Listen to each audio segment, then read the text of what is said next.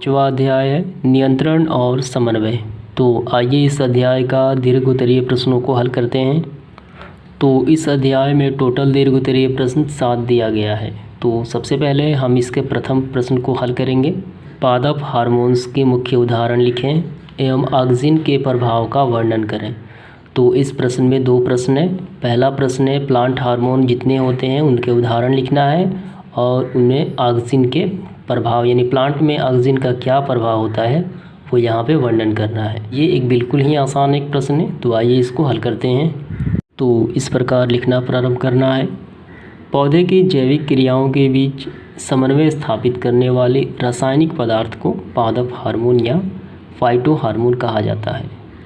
जैविक क्रियाओं मतलब उसके दैनिक जो जीवन संबंधी क्रियाएं होती हैं, और समन्वय मतलब तालमेल स्थापित करने वाली रासायनिक पदार्थ को क्या कहा जाता है, तो प्लांट हार्मोन या फाइटो हार्मोन कहा जाता है। ये प्लांट हार्मोन की परिभाषा हो गई।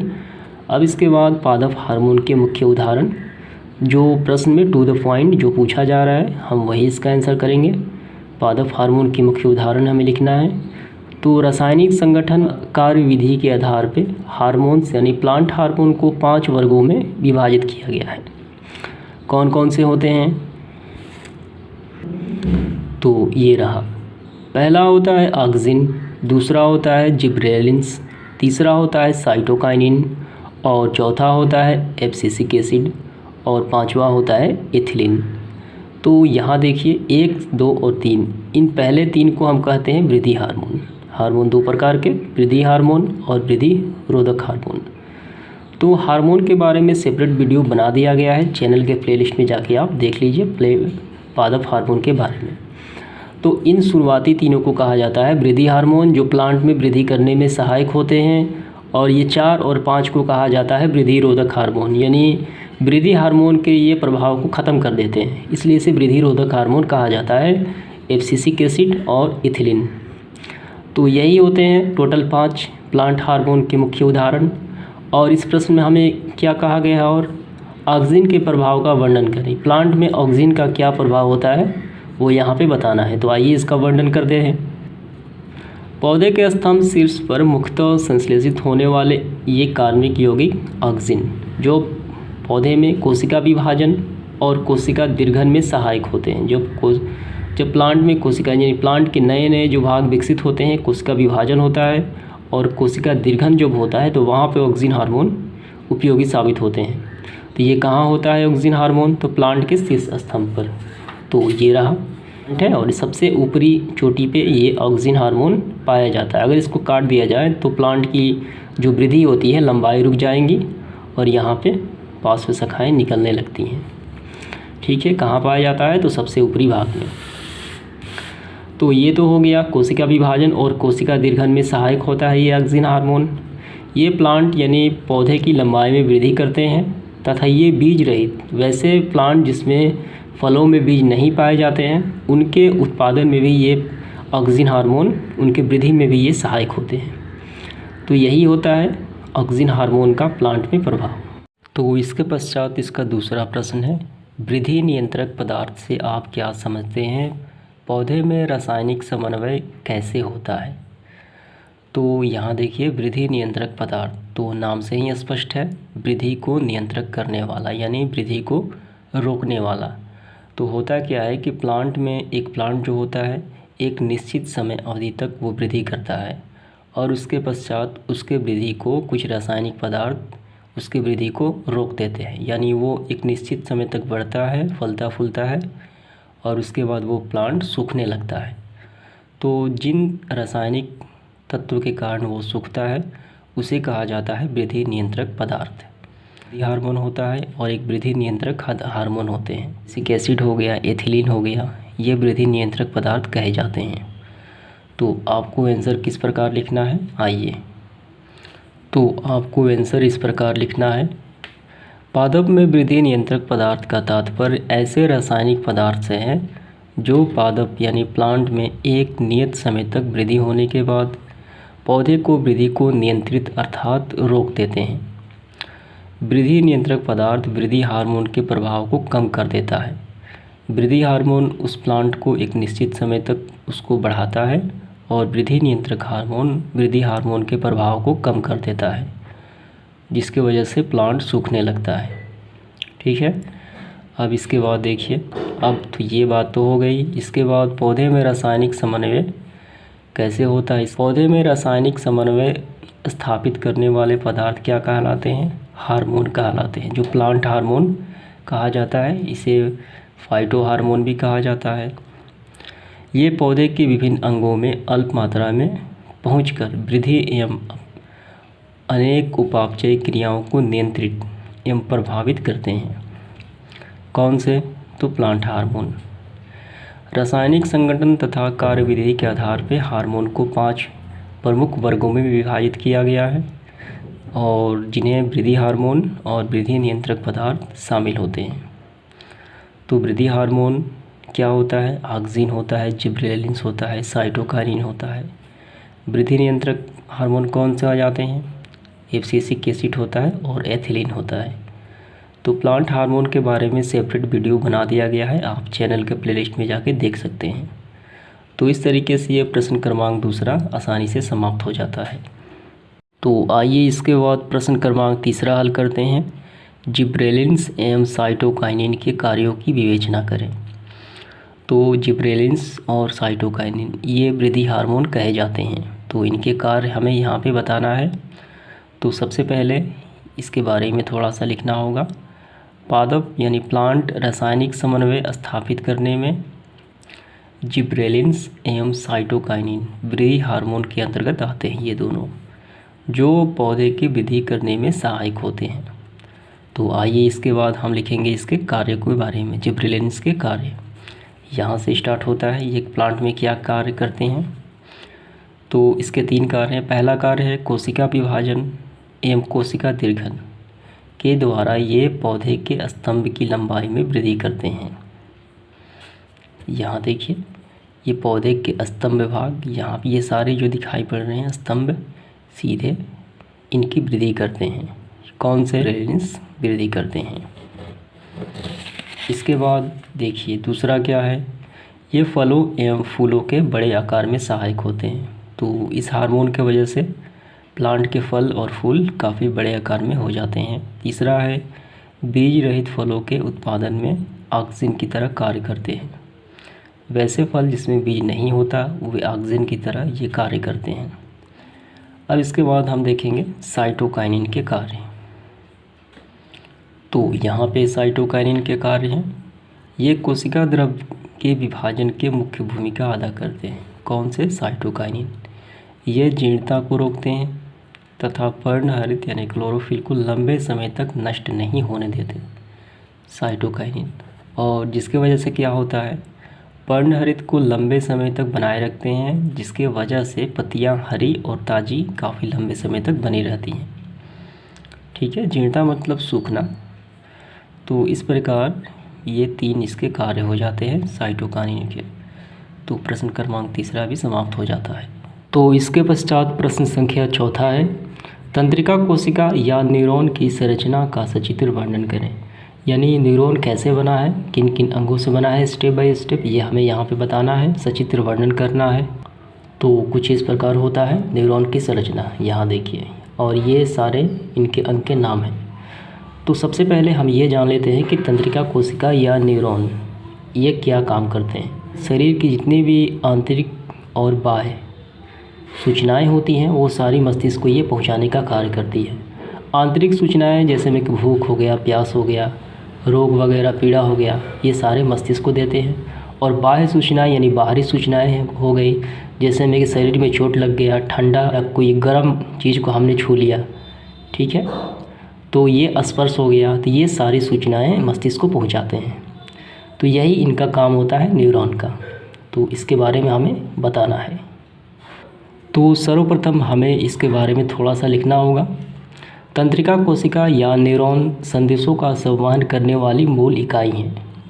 ये शरीर की आंतरिक संवेदना जैसे प्यास, भूख, रोग तथा बाह्य संवेदना, और इसमें भौतिक, रासायनिक और यांत्रिक विद्युतीय प्रभावों को ग्रहण कर तथा शरीर के विभिन्न भागों में इनका संवहन करने तथा उसकी प्रतिक्रिया व्यक्त करने के लिए अंगों को प्रेरित करने का कार्य करता है।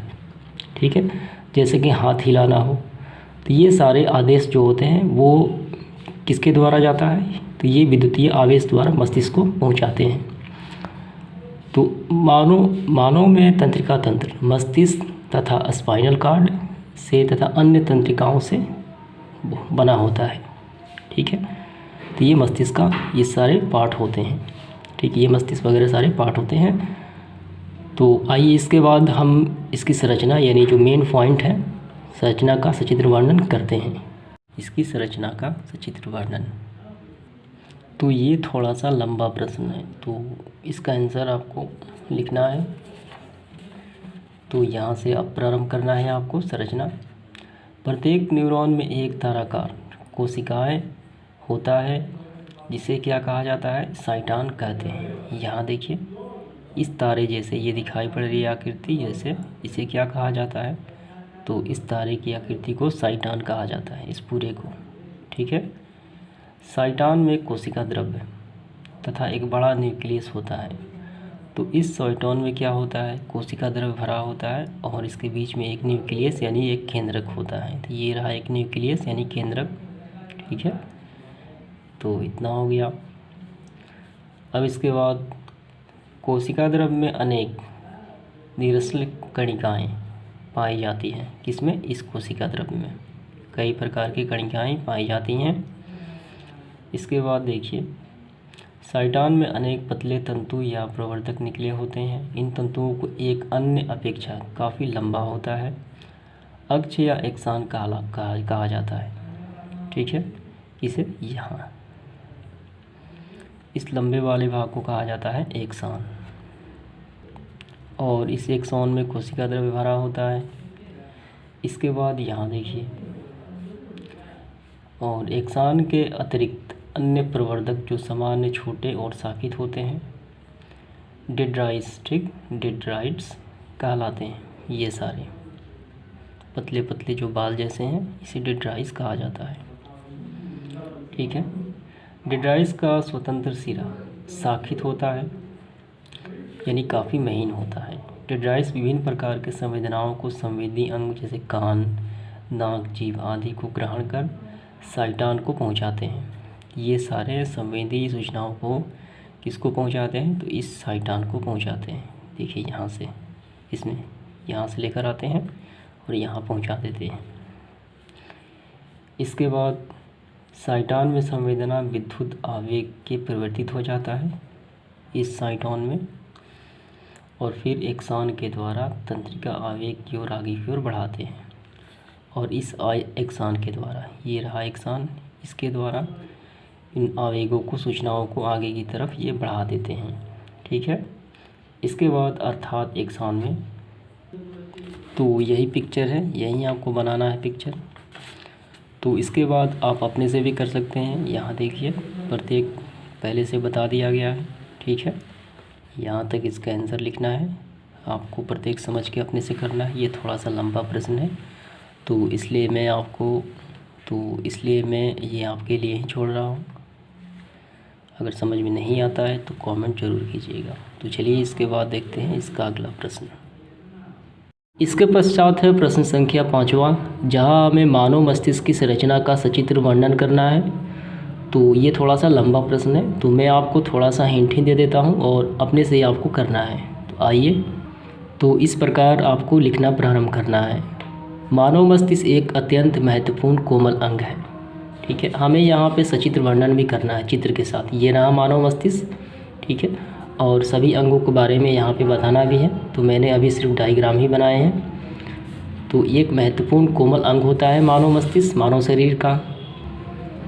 तंत्रिका तंत्र के द्वारा शरीर की क्रियाओं के नियंत्रण और समन्वय, ठीक है, यानी तालमेल, उसका नियंत्रण और तालमेल मस्तिष्क के द्वारा ही संपन्न होता है। अब यहाँ से संरचना स्टार्ट होती है। मस्तिष्क खोपड़ी की मस्तिष्क गुहा या क्रेमिनियम के अंदर सुरक्षित होता है। तो ये रहा। ठीक है, इसे कहा जाता है खोपड़ी, ये बाहरी।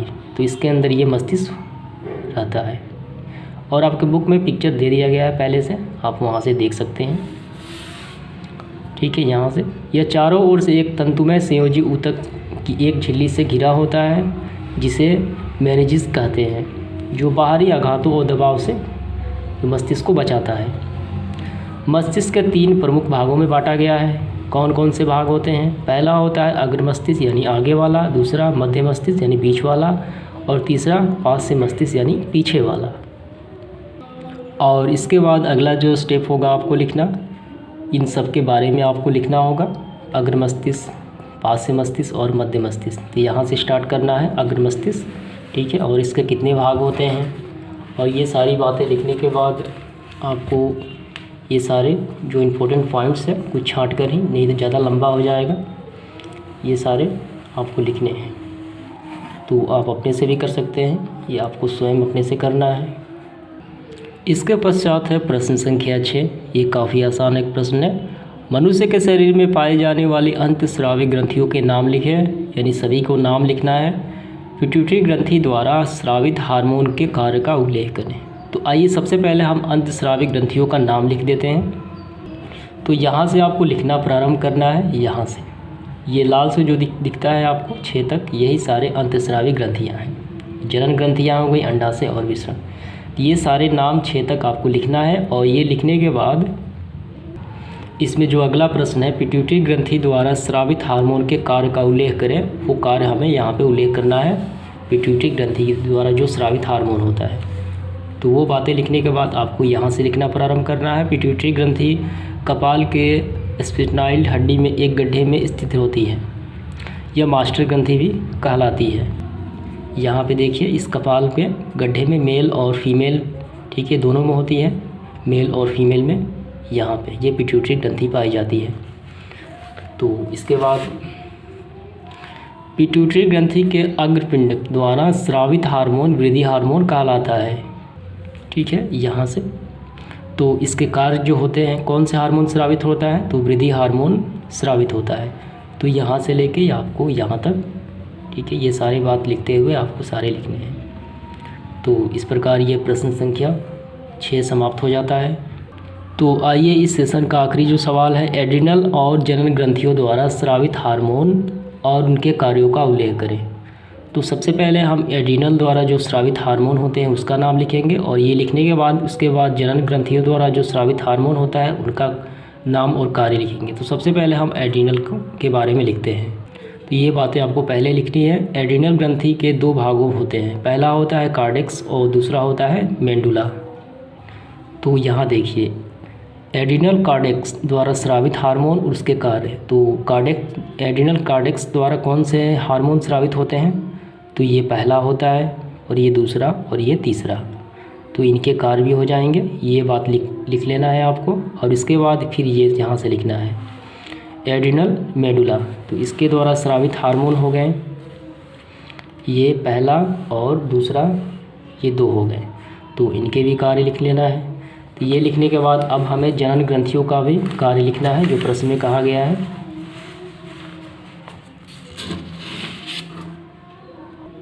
इसके बाद जनन ग्रंथियों का जो स्रावित हार्मोन होता है उसका भी कार्य लिखना है। तो ये रहा, जनन ग्रंथियाँ जो होती हैं अंडाशय और वृषण, इनके द्वारा जो स्रावित हार्मोन होते हैं, ठीक, एड्रोजन और टेस्टिस, इनके कार्य लिखना है। तो यहाँ से लेके यहाँ तक इम्पोर्टेंट पॉइंट को आपको लिखना है। तो इस तरीके से ये 7वां प्रश्न भी समाप्त हो जाता है।